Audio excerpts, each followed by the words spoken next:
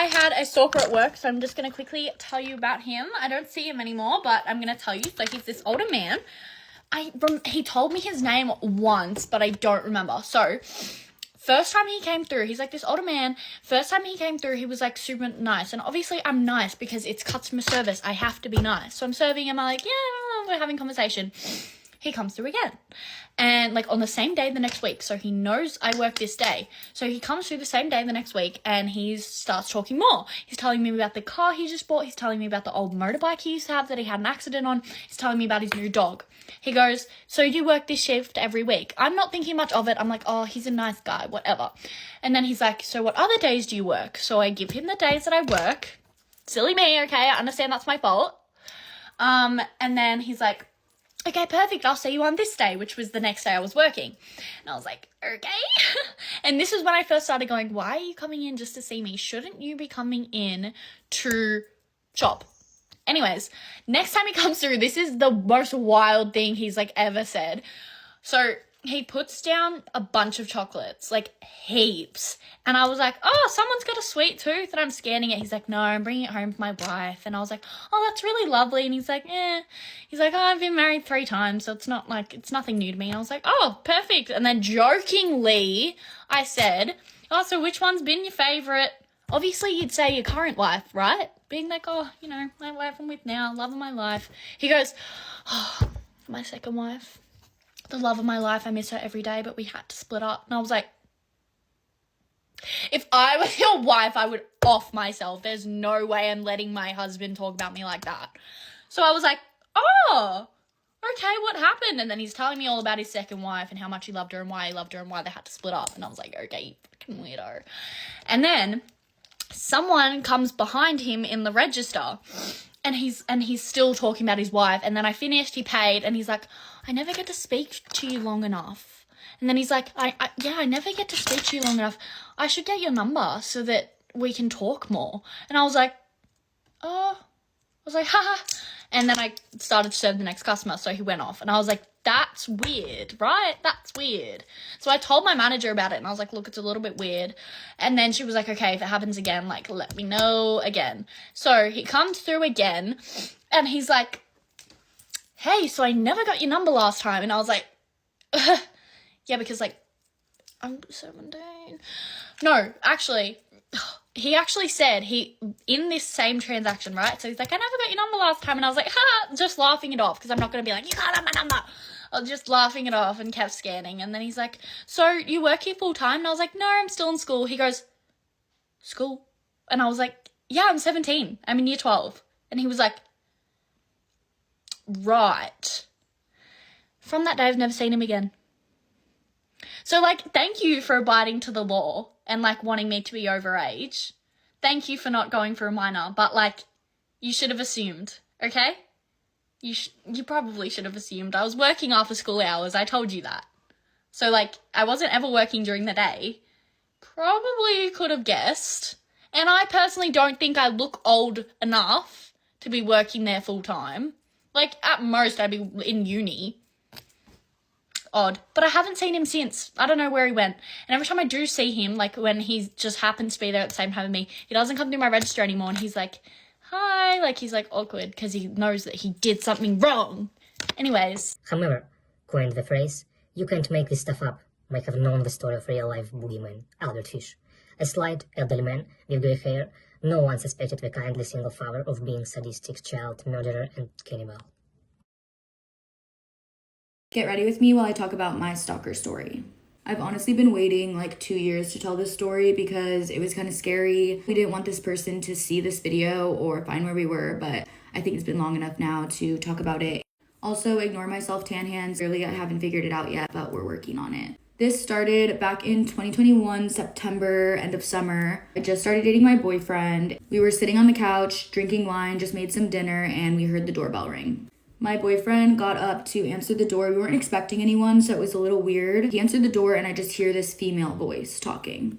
I looked around the corner because I thought it was kind of weird. There was this lady in her 30s, it looked like. She was wearing a black tight dress and really tall heels. This lady had a bottle of tequila in her hand and she handed it to my boyfriend and she was like, "I'm so sorry for the noise last night. I live in the unit directly below you. We were doing construction and I just wanted to bring this bottle of tequila to say sorry if it disturbed you guys at all." We were confused because we didn't hear any noise the night before. We were like, "Okay, it's fine. Like, thank you so much. It's okay. Don't worry about it."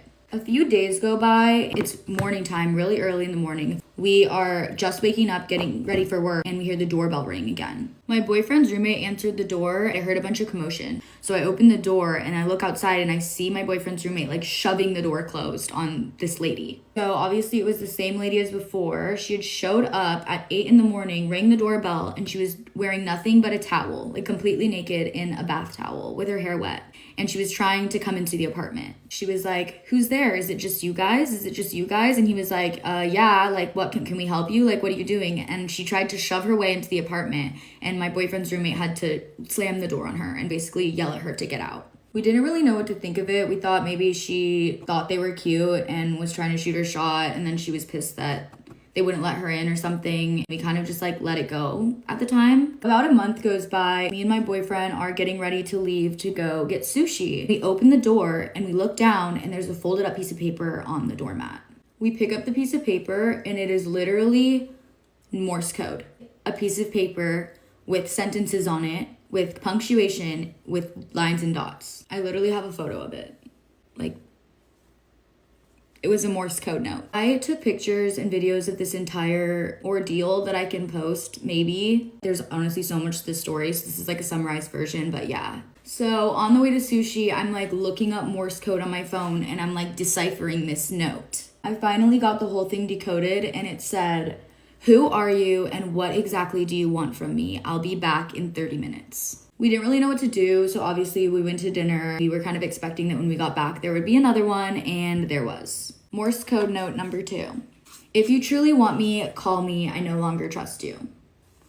We obviously had no idea who this person was, so we weren't responding to the Morse code notes, but it basically became a series of Morse code notes from this lady. She kept leaving them at the door. This was like a week-long thing. Every night she would leave a new one. It would always happen at like 6 or 7 p.m. Like, here's another one.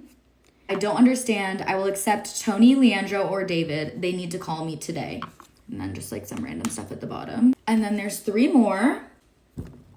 The next one said, "Are they dead? I don't care if they moved on. I want to make sure they are alive and well, !" "As for the other gentleman, I am not a prostitute. I need to get to know them first, nor your slave." Also, throughout this whole thing, kind of left out this part, she would come to the door and ring the doorbell over and over and over again. Ding, ding, ding, ding, ding, ding, ding, ding, ding, ding, ding. We wouldn't even answer the door. Like, we were scared of her, so we wouldn't even open the door. Most of the time we would just stay and hide and be quiet. She would ring the doorbell over and over and over again, yell stuff through the door, and leave these notes. She randomly left a note that had the alphabet on it, and then when we opened it, she stopped using Morse code, and she actually wrote in English this time. "I don't understand, and unless you are specific on terms and whom you're suggesting, I don't get it, so I won't choose. FYI, you don't own me, and don't think for a minute that I forgot you were trying to ruin me. How can I ever trust you? P.S. The problem in my dreams was that. No open borders." Also, the way she was writing in that looked like someone who is clearly frantic, like it was scary. At this point, we know that we're dealing with someone who clearly has mental health issues. You never know what someone's capable of, so we didn't want to make the situation worse. So we kept ignoring it and leaving it alone. This whole thing basically started a series of months. This lasted like over a year. She would bang up on her ceiling at us with a broom at all hours of the night, like in morning times, night times. But there was a period of time where she would come every single night and ring the doorbell over and over and over again. Here is a clip of how she would ring the doorbell when she would go crazy.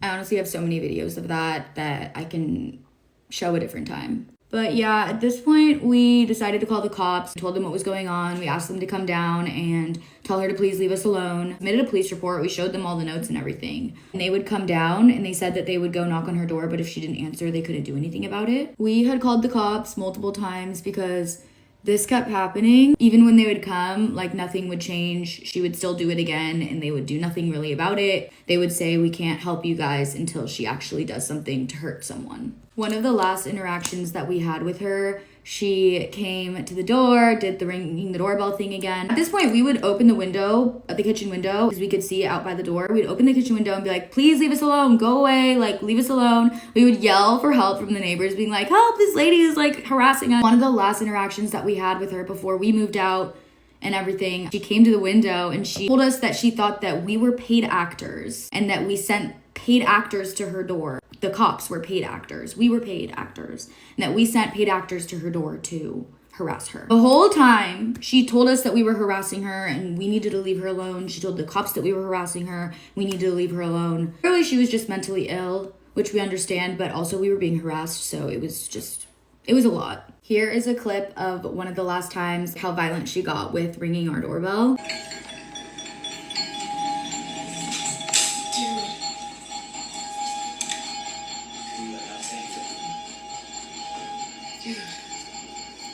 It was bad. It was really bad.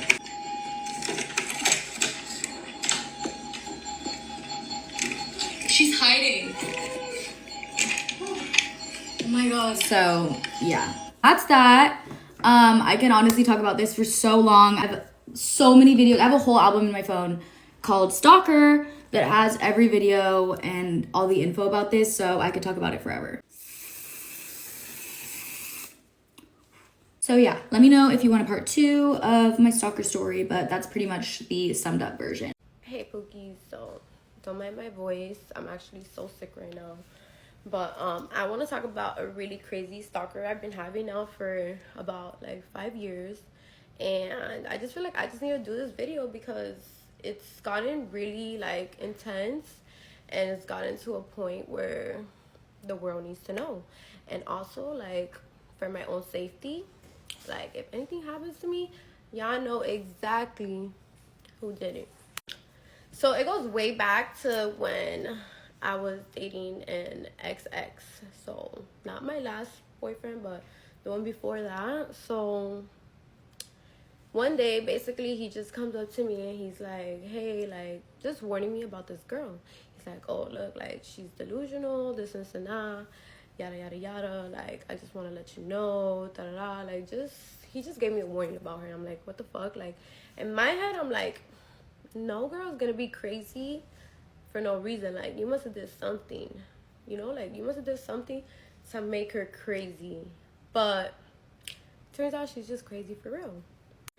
So boom, fast forward, why does this girl text me?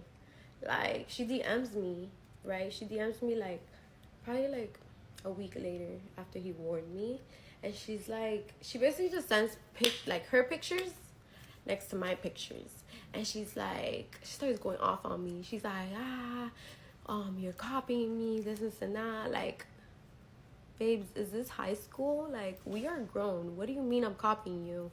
Literally, she goes and she screenshots her pictures and then she screenshots my pictures and she's like putting them side by side to each other, and she's like, look, you're copying. Mind you, some of these pictures I had taken before she even took. So I was just like, bro, is this girl crazy? And at the end of the day, like, we all pose the same on Instagram. Like, you know, like I get inspo all the time from girls or whatnot. Like, it's not that deep, you feel me? But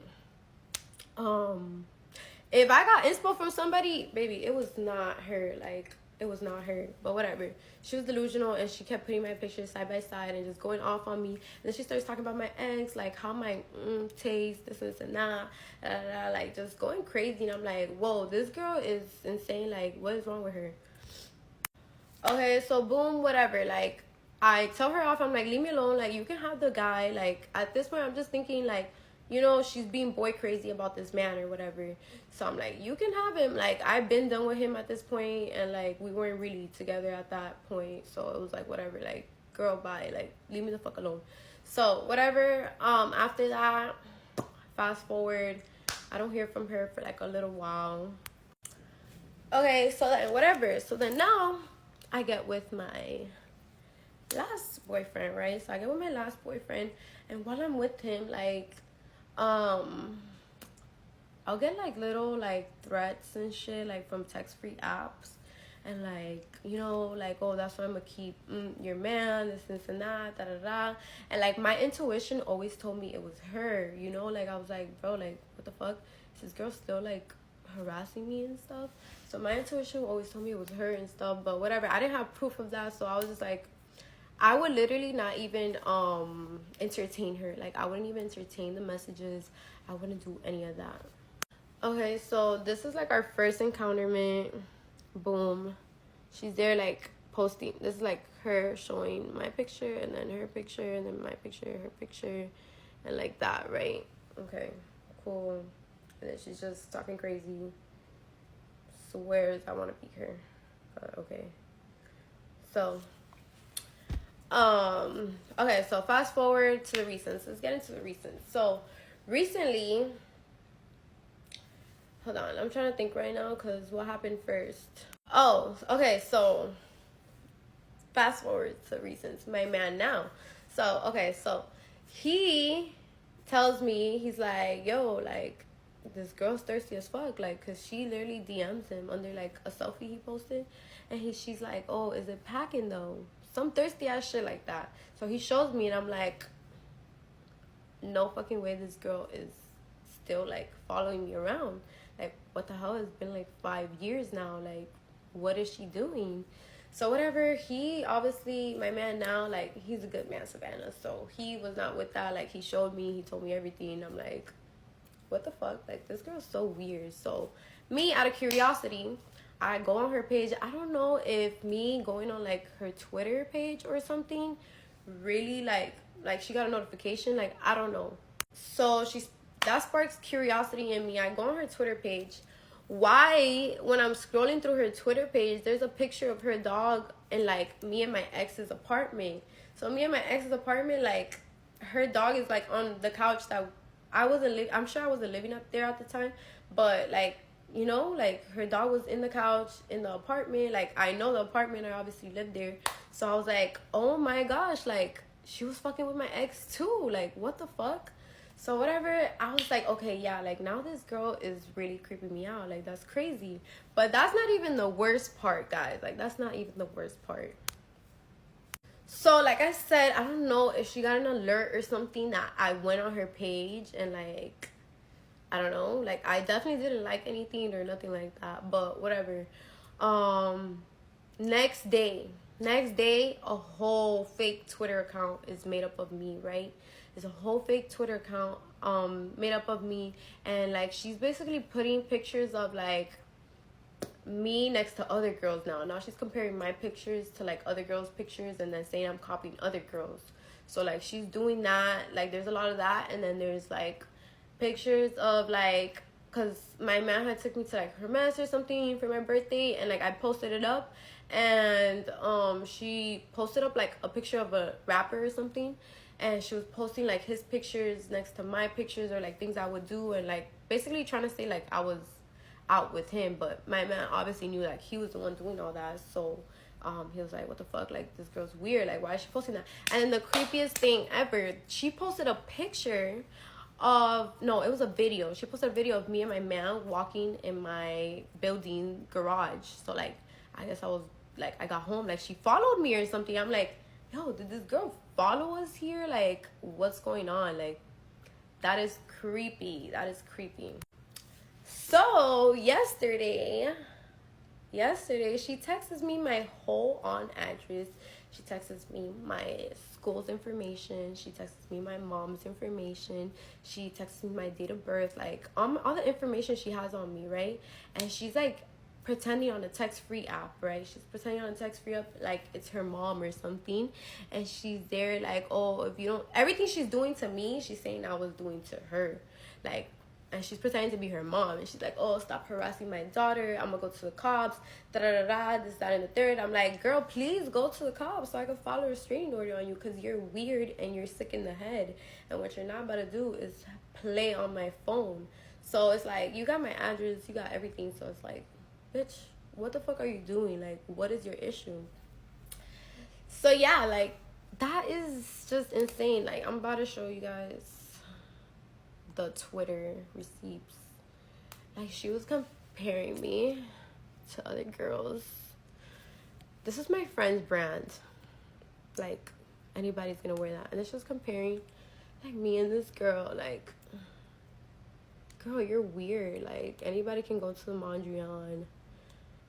Just weird. And then tagging my exes on the Twitter page. Oh, and what she also did was, she made that Twitter page and she went on my man's page and texted all his friends the link through a fake account so they can make sure that it got to him. Like, be messy.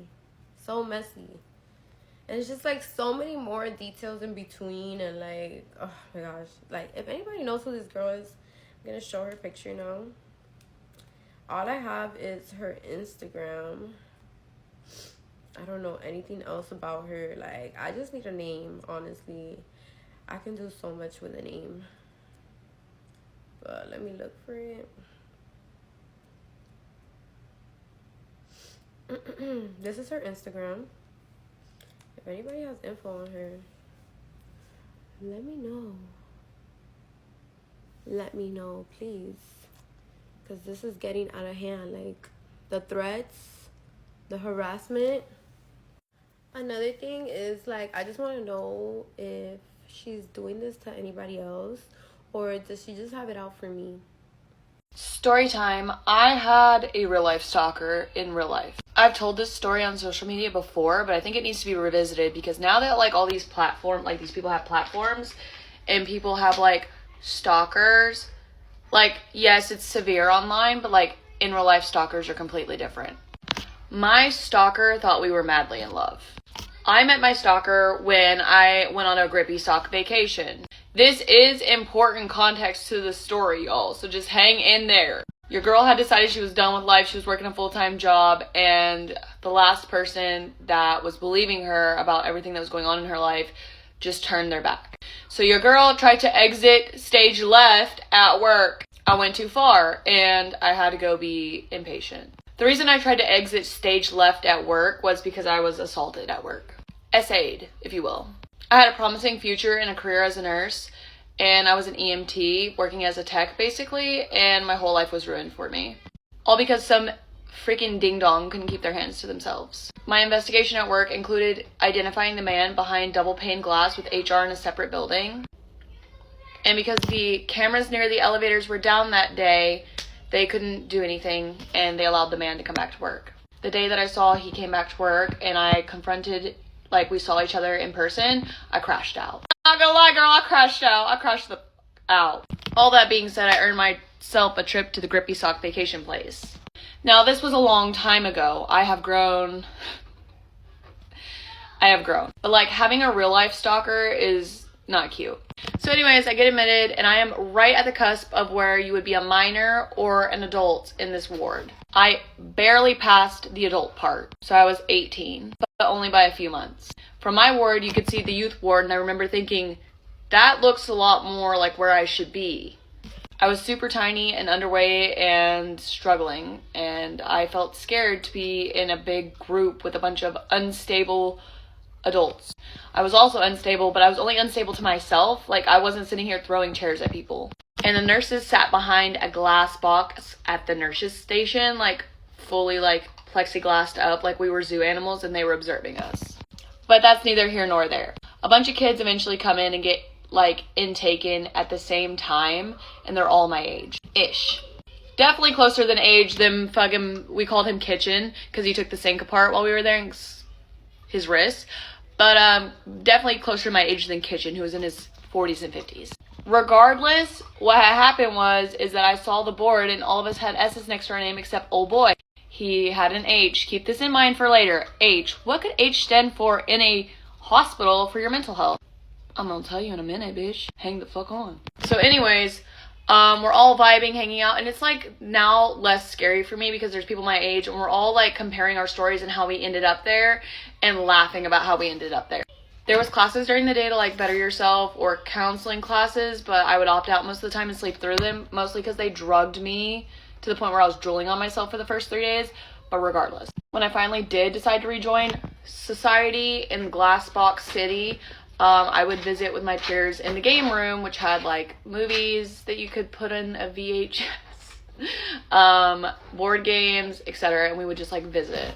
Your psychiatrist appointments lasted 15 minutes, and the psychiatrists were hell-bent that their medication regimen would work, and if it didn't, you were penalized. You weren't trying hard enough. You weren't attending enough groups. Regardless, who the fuck can get to know someone in their entire life's worth of trauma in 15 minutes? That's unrealistic. Anyways, after the 8th day of realizing that socializing with these other people that were just as mentally sick as I was, and they were lying just to get extra privileges I didn't have, like go outside, I started lying too. I'm not even gonna cap. My bitch ass was lying. We all get out and we do what we are not supposed to do. We exchange phone numbers. We start hanging out at my apartment. The day I got discharged, my parents really said, "Oh, have a great life, enjoy," and dropped me back off at my apartment with 9 medications as an 18-year-old. And we're like, best of luck. So anyways, we started having parties and hanging out, and this guy was more and more pushy with me. He was like, we're attracted to each other, would like make these blanket statements, and he would corner me and kiss me and like do weird stuff, and I'd be like, why would you do that? Like, I don't want that. Big fat trigger warning, he would continue to do stuff like this, and it would escalate to the point where I would think he was going to me.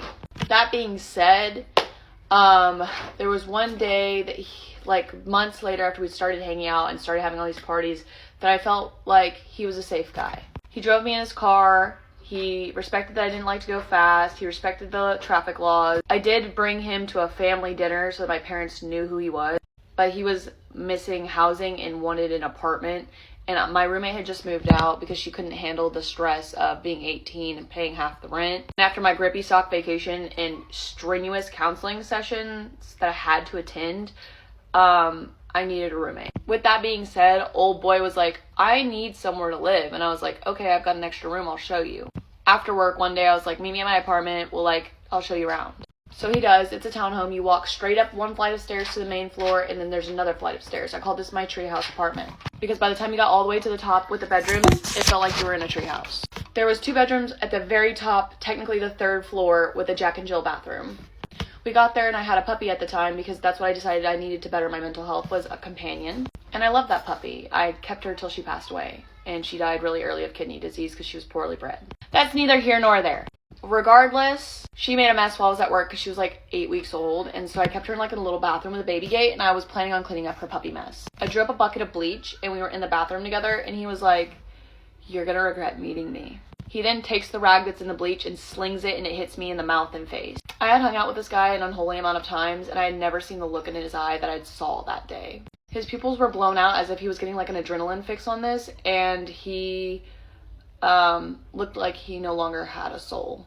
I asked him, what does that mean? I'm going to regret meeting you. Like, he's kind of chuckling as he's saying this, but I have bleach in my mouth and near my eyes. He goes, I don't know, you're just going to regret meeting me. At this point, I become nervous because I'm the only one home at my apartment. I don't really have a support system to call, and he's watching me very intently.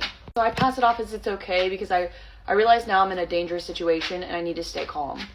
So I keep cleaning the 2nd floor of my apartment as much as possible, but I didn't have much furniture and I really wasn't eating there because I was working, and when I went to work, I would buy food at work, and so there was not much to clean. Eventually we made it to the 3rd floor. I show him the empty bedroom where my roommate moved out, and then there's nothing in there, so it's not like something you can just stand around and talk about forever. The Jack and Jill bathroom, and eventually we make it to my room where my bed is. He sits on my bed and notices there's nothing left to tidy. I keep my house pretty clean, and he tells me to come sit down next to him. He asks me if I'm ticklish, and I tell him if he tickles me, I will kick him in the face. He keeps making jokes about it, and I keep insisting that I don't like to be tickled, and I will actually hurt him if he does, and it's not going to be intentional. This is when he grabs a pillow off my bed and sticks it over my face and holds it down. I was on a lot of antidepressants and a lot of anxiety medications, and it kind of dulled the reality of what was going on for me. I just remember thinking over and over in my head, like, God, please don't let them find my body naked in the dumpster. That would be really embarrassing. That's what was going through my head. I just got out of this hard time. My parents are going to think I was doing something stupid with a guy, and I'm going to end up naked in the dumpster. And I could picture the dumpster I would throw my trash away at every day. For years, I thought he gave up or decided against his decision to keep doing what he was doing. But I recently processed that I think because I had stopped fighting, I remember stopped fighting and accepting that this was going to be my last day on earth. And when I stopped fighting, I think the only reason I survived is because he took the pillow off to see if I was still alive. I hopped up immediately and I said, "What was that?" Gasping for air. And he said, "Oh, I thought we were playing." I went to the furthest corner of the room with my back to the corner, and I had my phone, and I said, "What was that?" I just kept saying, "What was that?" And he said, "Oh, I thought we were playing." I think when I hopped up from underneath that pillow, he was just as surprised as I was. I then texted my friends, the other two girls that I was hanging out from the Grippy Sock vacation place, and said I need help immediately. I knew they were hanging out together, so the person that lived far away was actually a little bit closer than normal and like 15-20 minutes out. So I convinced this guy, like, "Yeah, we're gonna live together, everything's good, can we just go to Walmart to like pick up some extra stuff? If extra people are gonna be living here, we need like extra stuff, like pots and pans and stuff. Like, I don't have enough to cook for 2 people." And he gets nervous about me using my phone and actually takes my phone from me. As we're walking out the house, I'm stalling as much as possible because I know it's going to take a little bit of time for my friends to get here and help me. So I'm just casually talking about things in my home, and then when we get to the parking lot, I'm like holding his hand and pretending to be with him. Stopping to even kiss him, I think, at one point. Y'all won't believe what happens next. And I'm ready to tell everybody. I'm ready to tell the world. So if you liked this story, heart it, follow, and I will tell you all the rest when I get to 10,000 people. Get ready with me ونعاودكم على واحد السيكوباتي اللي ما بغاش يخليني عليه افتقار. غنحاول as much as I can نهضر بالعربية باش ما انا كنقرا في الشينوا دي ماستر هاد العام، والعام الاول ديالي بحالي بحال الناس جايه نقرا. الا ما عارفينش انا كنلعب باسكت، كندير بزاف صحاب من باسكت، وتعرفت على واحد لا بيرسون كان كيلعب باسكت في تيران اللي انا حتى هو مولفه كنلعب فيه، وسولنا بعضياتنا. المهم دوك الاسئله ديال فاش كتقرا، فين، شنو داير الميجر ديالك. سولني قلت له انا من المغرب، هو من واحد الدوله ما غاديش نقول. Should I post this? I will. And if you see this, I'm gonna scare you. السيد المهم هضرنا معاه، عطيناه شويه الوقت، ميبي كان كثر من اللازم، وهذا هو الغلط حياتي. في الرجعه فاش غاديه من الباسكت بدينا كنهضروا، من بعد قال لي واش ناخذ الويتشات ديالك. الويتشات هنايا راه هو باش كلشي كيتعامل، كتخلص به، كتهضر به، كتفرج فيه بحال تيك توك، المهم فيه كلشي. عطيتو ويتشات ديالي، قال لي مره باش نجيو نبداو نلعبوا. ام لايك يس اوف كورس. انا من لو جونغ ديال الناس اللي واحد الوقيته كنعيا من the same people، يعني الا مولفه نلعب معاك كنبغي من بعد نبدل باش ما نبقاش نشوف كمارتك all the time. وليت كنقول اليوم عندي كلاس، ولا كنمشي نلعب في تيران اخر ما كنقولهاش ليه. المشكله اللي كاينه هنايا انه كنعيشوا بجوجنا في نفس البلاصه، انا في السانكيام ايطاج، هو في التروازيام ايطاج. جا واحد النهار كيوصلني ميساج مكتوب فيه I like you. درت بحال ما شفتش الميساج، غادا نمشي نشري من الماركت ما ناكل، مع من غنتلاقى معاه. ايوا حتى هو ماشي من العاكزين باش ما يديرش راسو ما جاوبتوش، عزة نفسي، لا لا لا لا. السيد هكا حبس الموتور، قلت له سلام، ويقول لي شفتي الميساج ديالي؟ قلت ليه شفتو، وصراحه ما عرفتش كيفاش نجاوبك كمال. اوكي، قلت ليه شفت الميساج ولكن ما عرفتش كيفاش نجاوبك، حيتاش انا كنشوفك غير از فريند. هو بدا عليا لا، وانا وليتي كتعجبيني، اون فوا ولينا كنلعبوا باسكت مع بعضياتنا. قلت ليه حدك تما يا خويا، قلت ليه اسمح لي انا مسلمه وحنا ما كنديروش هادشي. المهم بقيت عليه بالنصائح والفتوى، قال لي اوكي اسمحي لي سوري، نحترم الديانه ديالك، حيت هو اوف كورس ماشي مسلم. صافي سالينا، مرضنا ما عنده باس، ديت موطوري ديماريت مشيت في حالي. فاش داز داك النهار صيفط لي عاوتاني فويتشات يقول لي لا انا ما بقيتش قاد نكبت هادشي. انتي كتعجبيني ومن شحال هادي من الاول العام ما قديت نقولها لك ودابا غنقولها لك. انا محترم انك مسلمه ولكن ما نقدرش انا نخبي هادشي اللي في قلبي. So stalking me for 7 years. How did we get there? I'm sure you guys can tell that I've been a little reluctant to talk about the stalking piece. I think that's threefold. One, I would say, is the thing that scares me the most. Of all the things I've talked about, that's the thing that really gets under my skin and makes my skin crawl. Two, I would say, because it happened later in the timeline, that, we didn't find out about that right away. There were clues that came along the way, and it was over the course of like months and years. Three, we just have the least amount of information from the police about that part, which I'll explain. First, I'll talk about how he was arrested. He left fingerprints like I showed you guys. He also left DNA. That was something that when he stabbed me in the head, because it was just a kitchen knife from my kitchen, when it impacted the bone, his hand slid on it and it cut his hand really bad. That's why when he was down on the ground, he was looking at his hands when I first sat up, like, and then he also left, I didn't tell you guys this yet, but he also left I think he dropped his cell phone, he dropped his ID, he dropped his credit card, he dropped his like headphones, all on the ground while we were fighting. So that was all on the ground in my bedroom. So all to say the police had plenty to catch him with. They used his fingerprints, they ran him in the system. He was in the system, he was on parole. So this happened on a Thursday night, Friday morning, and they arrested him on Monday at his parole meeting. But I, in the ER, met the detective for the first time.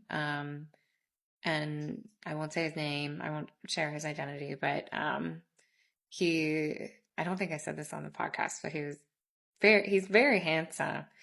And we have the same birthday. So shout out. But he arrested the man who attacked me on Monday. And then from there, he was our point of contact for asking questions or any next steps in the. So when they told me that he got arrested, I was still in the hospital. I was high on a bunch of pain medications. I was surrounded by family and friends. So I was in my bubble and it didn't really sink in or process it. I was relieved, but at that time, like I didn't really feel much of anything, to be honest. But then when I got out of the hospital, the detective warned me to stay off of social media, to stay out of the public eye, to not go back to my old address, and to find someplace else to stay, because he said, even though the man who attacked me is in jail, they don't know if he would have anyone on the outside that would potentially come to intimidate me out of testifying or come to hurt me in any way. So me and my family got an Airbnb and we stayed there for a couple months. My family stayed with me for, I think, like a month and a half.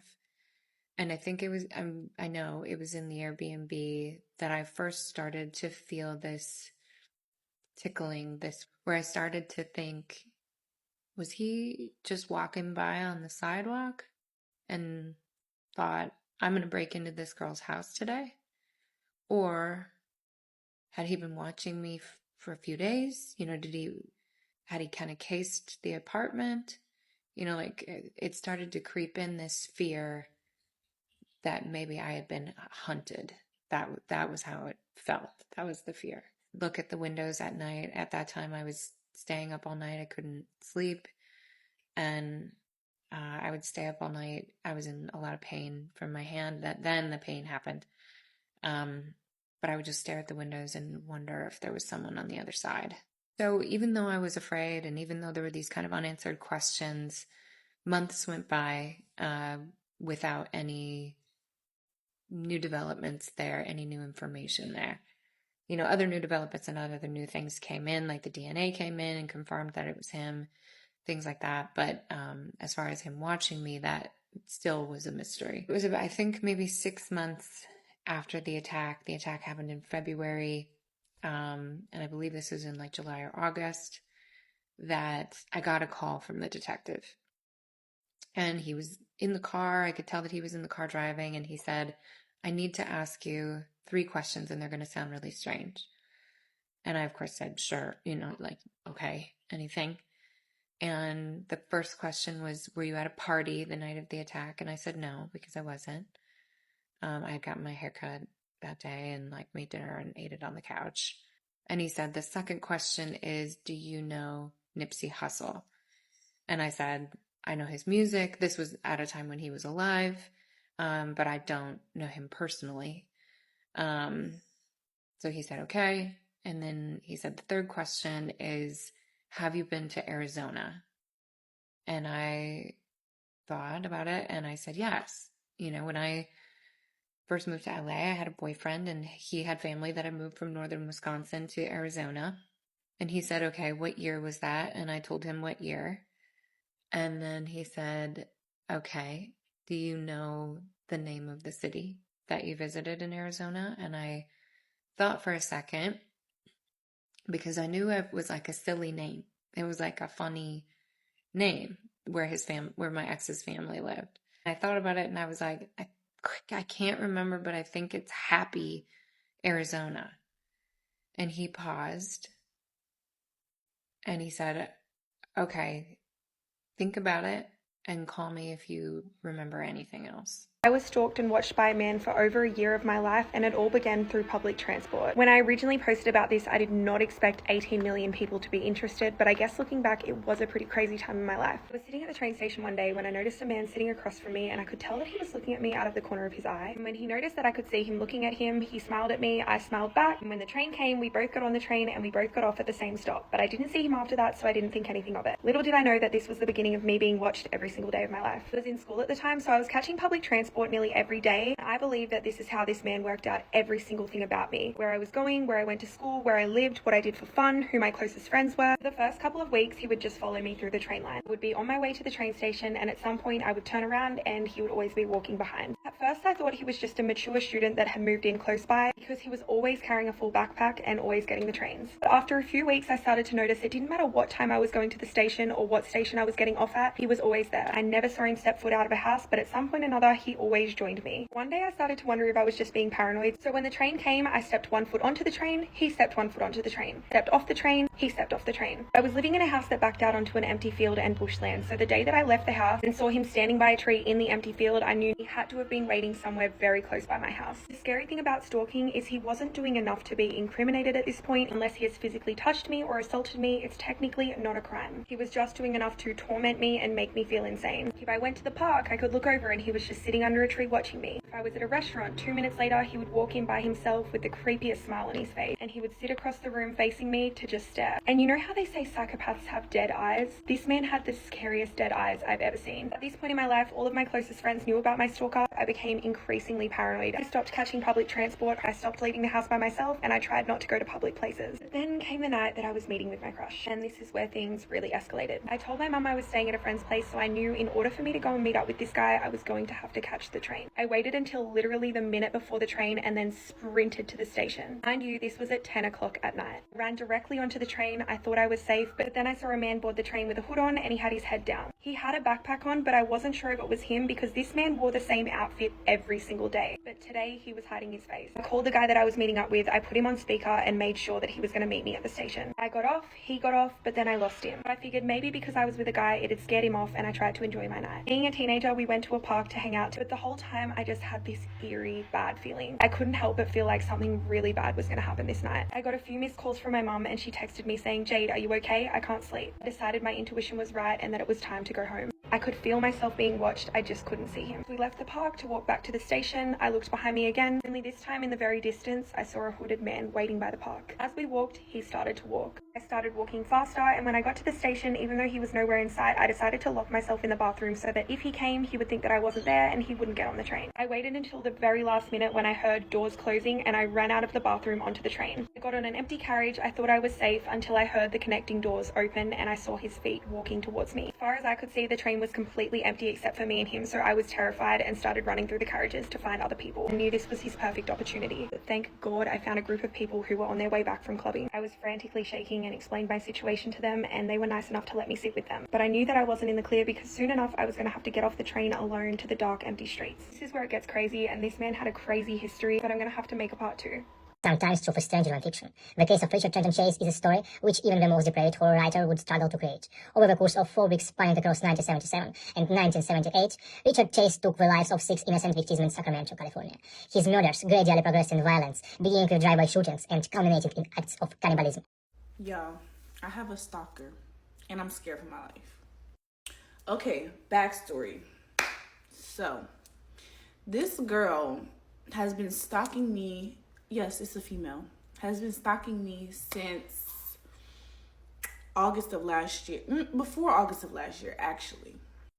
So, backstory. I had a boyfriend, right, last summer. It wasn't supposed to happen. The relationship was not supposed to happen. It was really just like a summer fling that turned into something more, you know? So, fast forward, whatever. We're dating or whatever, and he tells me about this ex that he has that's kind of crazy, that he broke it off with her, and they don't talk no more. So I believed him, and he actually did show me the messages and everything, showed me that she was blocked and all that, saying that she was gonna ruin his life, whatever. And then he had posted me one day, and I guess she responded to him, or like her spam or something like that, and was like, "You lucky I'm having a good day, or else I will ruin your relationship." So I really didn't think nothing of it, because I'm like, I'm not intimidated about that girl. Like, she don't live where he lives. Like, I was not, like, I didn't care. And he said he was done with her, so I believed it, and I took his word for it. So we're dating, whatever. And we broke up around August of last year. But this girl didn't know that, right? She didn't know that. So before we broke up, right, this girl literally was stalking my every move. She didn't follow me on social media, but obviously she knew my page, because my page pops up places, and I was commenting on his pictures and stuff like that. So y'all, this girl literally freaking, mind you, she lives in Miami. I live in Miami. My ex-boyfriend lives in Maryland. So this girl literally would go on my page, look on my shit, and literally this girl literally found out what last check I went to and started going to her. And mind you, me and this last check, I don't go to her no more, but me and this last check was really cool. Like, we was like hanging out outside of like her doing my lashes and stuff, so we would talk on a personal level. Yeah, why does she find out what freaking lash tag I went to and try to get information out of my lash tag about me and my ex? Like, my lash tag will literally tell me everything. Like, she was asking about this. She said, first of all, she told my lash tag that she knew me. Like, we were friends or something. Like, and so I'm like, huh? Like, this is not my friend. I don't know this girl from a can of freaking paint. Like, I know that she's my ex's ex, but nothing like that. So after she went to my lash tag and started freaking going to people that I was getting my service providers from, like my service from, I'm like, oh, this girl is weird. So then I started to see this girl outside, like out in Miami, because I would be going out and stuff like that. I would see this girl everywhere. Everywhere I would see her, she would be staring me down like a psycho. I seen her at the bowling alley. I seen her at this outside of this little lounge thing. When I seen her outside the lounge in Wynwood, y'all from Miami or live in Miami, y'all know Wynwood, whatever, Dunkanu. I seen her right outside Dunkanu, and I was with my cousin and I was with my friend. She was with her friend. As soon as she seen me, she turned to her friend and was like, oh my God, and like started laughing. Like, you know, like it was so obvious that she was about to tell your friend you see me. But I'm like, is it giving fan or is it giving stalker? Because I don't know. And I seen the girl out again. Y'all, I recently just seen this girl out last weekend, and we was in a section. I don't even know how she got in the section, first of all. But she was in a section with me and my homeboys or whatever. And I didn't see this girl the whole time, because I was in a section the whole time. I didn't see her the whole time. So I'm like, and she was standing beside me the whole entire time, y'all. I didn't even realize it was her. Like, it's crazy. And then as soon as we about to leave the section, she taps me. She's like, oh, I think I know you. And so I'm kind of like lit. So I'm not even paying attention to nobody's face for real. So I turned to her. I'm like, no, it isn't you, bro. No, it's not you. Y'all, this girl literally is fucking stalking me. Like, I'm like, yo. So as soon as she was like, oh, I think I know you. What's your name? And I was like, Lara. She was like, oh, yeah, I know you. And I turned to actually look at her face. Y'all, it was her. And I was like, oh, no. And I literally, like, put my hand on her face and, like, left the section. But it's like, I'm kind of scared, because why are you doing all this over a guy? Or are you just a fan? Like, I don't know. Like, I don't even date the guy anymore. Please leave me alone. Part 2 about the story of my stalker. At one point, I started to get anywhere from like 5 to 10 per day of people just sending me screenshots that this girl had DM'd them or Snapchatted them or whatever. And the text was pretty much copied and pasted to everyone. But she was basically saying that I was stalking her and hacking into all of her social media accounts, and that she had a lawyer, and that I was spreading rumors about her, and that she was really scared. At this point, I felt it was necessary to reach out to the police at my school, which I did, and when I gave them a call, I explained the situation, and they said, yeah, so we've actually heard from her as well. When I tell you my jaw dropped to the floor, and I said, I'm sorry, she's reached out to you? I'm gonna give this girl the benefit of the doubt. I definitely think she was going through something, and I definitely think that she had some mental issues. Part of me is like, maybe she honestly did think I was stalking her. But obviously, like, I know myself, I was not stalking her. The reason that the police never reached out to me after she contacted them is because she gave them no evidence and was unable to support any of her claims. Me, on the other hand, you best believe I was screenshotting every single thing that everyone was sending me and just making sure that I had something to support everything I was claiming. And so after that, they could kind of tell that I was in the right and she was going through something. I was able to get a no contact order, but unfortunately that didn't stop her. She continued to reach out to people, as well as she started posting publicly on her social media pages for everyone to see. And so I had to contact a department at my school in which we had a hearing, and we both gave testimonies, and I think that's the right word, testimonies. We both spoke about our experiences and had to present evidence. The result of this hearing, I was only able to get back my verdict, but I had no idea what they decided as a verdict for her, if that makes sense. I was found not guilty of everything she was accusing me from, but I have no idea if they found her guilty of whatever I was accusing her from. They didn't tell me that. However, after this hearing, I was super happy because I thought it had all been resolved. But unfortunately, it did not stop. She continued posting and texting people. Every single time someone sent me a new screenshot of something that she had posted, I would send it straight over to my school and to the police. I remained silent. I didn't talk back. I just said thank you to the people who were sending me the screenshots, but I never posted anything about her. I never contacted her. I never tried to see her. At a certain point, I was like, nothing is being done, until one day it literally just randomly stopped. I don't know why, I don't know how, but it just stopped. I don't think that she still attends the school. I think she left. I hope she's getting mental help. Even if she still is at the school, I don't care. Peace is peace. So I'm happy. Get ready with me while I tell you about a story time about my stalker. Yes, stalker, this is not clickbait. Let's get to it. I met this guy through a family member, basically. But we started talking in September 2021, and we was talking for like a good 3 months, maybe, probably not even. But he was from out of town, so he wasn't able to see me that often, so he started making it like a monthly thing for him to come to Atlanta. Then he started getting a little weird, getting protective, and like you feel like you got like a say-so on what I can do and my whereabouts and who I can be with and da-da-da-da. I don't know where it took a turn. Oh, I know where it took a turn. I know. I went to go see a movie on New Year's and with a guy, and he was asking me like, what's your plan today? And I was like, I'm going to the movies. And he was like, oh, have fun or something like that. And I was like, okay, ew. Okay, you mad? I think I had to go to work the next day or something like that, so I wasn't texting him, I wasn't calling him, nothing. I don't even be calling or texting people, period. But anyway, he was hitting me up, and I wasn't responding like that for real, because he just rubbed me off the wrong way. And then when I got home from work, he wanna, I'm supposed to be doing makeup. Hold on. Yeah, he was calling me and stuff, and I wasn't replying, or I was barely replying, because I just don't got time for that. You're not my man, I'm not your girl. But when I got home from work, he FaceTimed me, and I answered, and immediately he had an attitude. And I'm like, what the fuck you got an attitude for? And he was like, so you going out with niggas? And I'm like, I can do that, I'm single. It was a whole back and forth. Long story short, he said,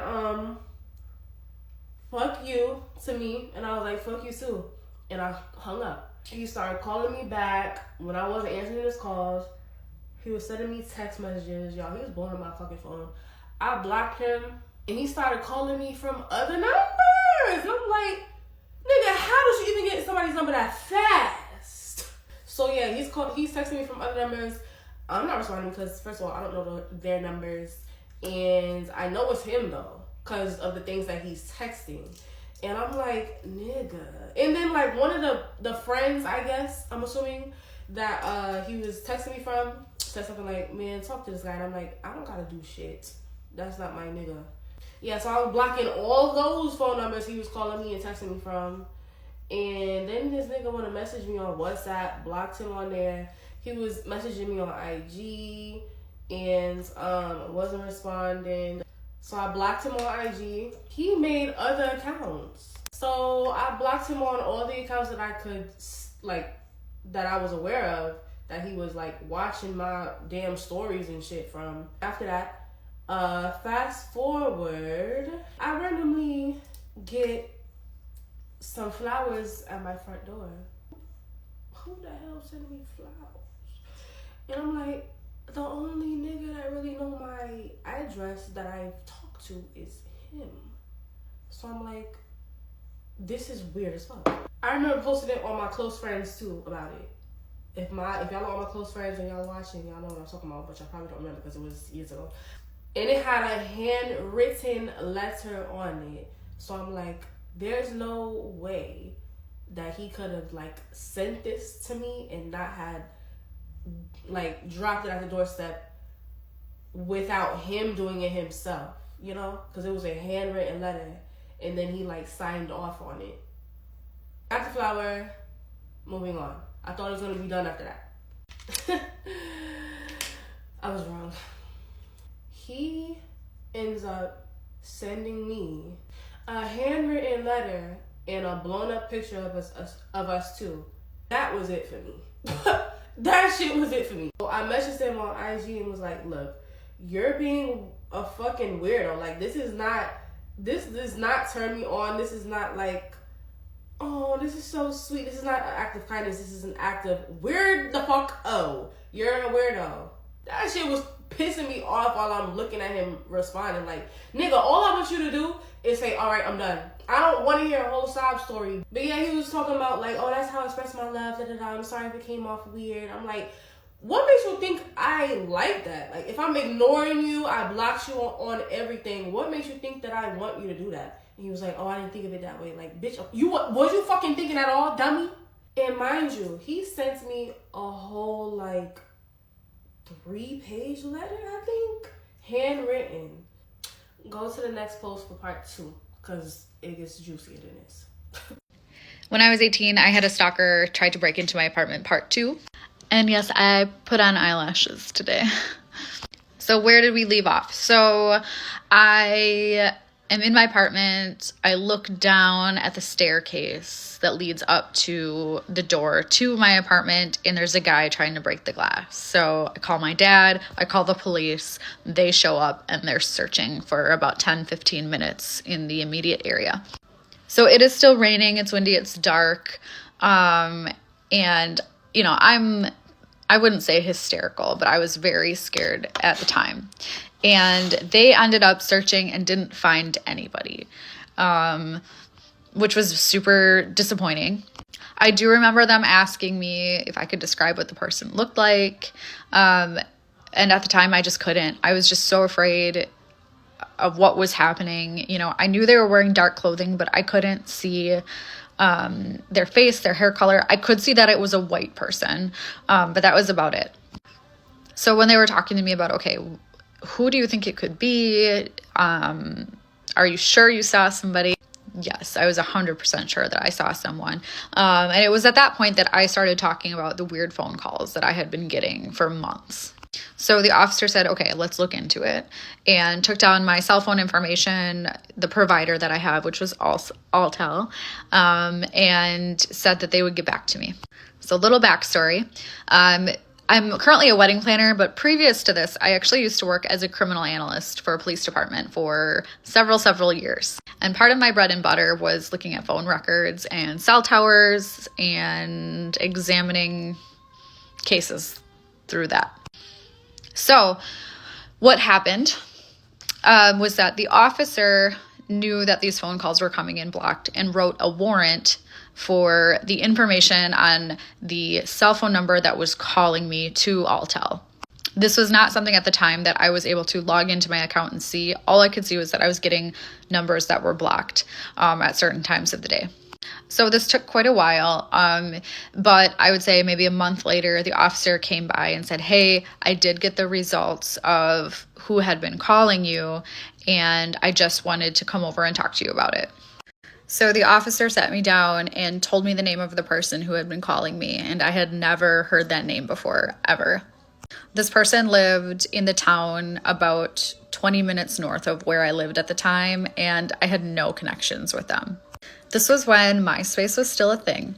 So I was able to look this person up on Facebook and on MySpace, and I did not recognize them at all. We had no mutual friends. I had no idea who it was.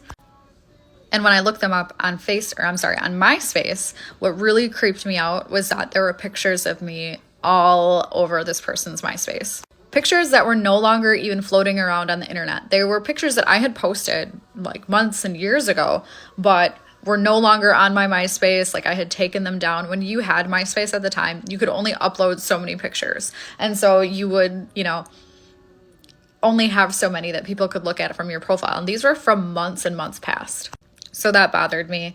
The officer said that they would talk to this person and tell them to leave me alone, and hopefully that would take care of it. I have no idea how this person found me, what my connection to them was. My only thing that I can think of is maybe they saw me working at Pizza Hut. The phone calls did stop after that, and so I never really had a problem again, but it is scary for me to look back and think on, just because I didn't really press any further. I didn't try to look into it anymore or like get a restraining order on this person. I was just like, oh, okay, the police told him to stop. Like, I hope that he does. And I have no proof that that's who it was that was trying to break into my apartment that day, but I feel like that's most likely who it was. This person is actually in prison currently, and I'm on, the notification list for when they are released from prison. But let me just read off their fun list of charges that they have. These are not all from the same case, but these are from, let me look here. These are charges from 2007 to 2021 was the last one. Starting off strong with tattooing without a license, DC, third-degree sexual assault, bail jumping, which is a felony in Wisconsin, second-degree sexual assault of a child, bail jumping, felony, domestic DC, possession of a firearm by a felon, repeater, possession of a firearm by a felon, bail jumping felony, DC, again, causing mental harm to a child, which is a class F felony in Wisconsin, sex offender using a different name, class H felony. I've actually never seen that statute. Tampering with a GPS system, so that means this person probably had a GPS device on their ankle or somewhere on their body and they tried to take it off.